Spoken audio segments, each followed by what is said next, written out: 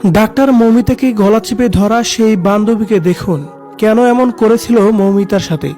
অবশেষে পাওয়া গেল মৌমিতাকে গলা চেপে ধরা সেই ফিমেল কলিগের খবর। ঘটনার সময় মৌমিতাকে গলা চেপে ধরেছিল তারও এক ফিমেল কলিগ।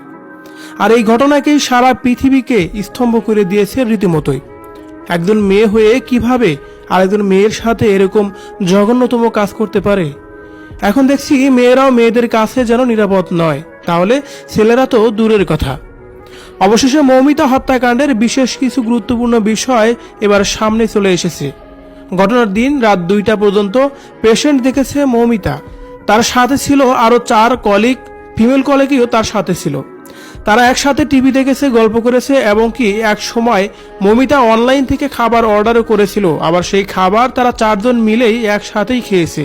খাবার খাওয়ার পর যখন শরীরে একটি ক্লান্তি ভাব চলে আসে, তখনই উপরে 4 তলায় বিশ্রাম নিতে চলে যায় মৌমিতা। কিছু সময়ের জন্য চাপমুক্ত থাকতে চেয়েছিলেন মৌমিতা। কিছুক্ষণ ঘুম দিয়ে আবারও সেই ডিউটিতে ফিরবেন তিনি।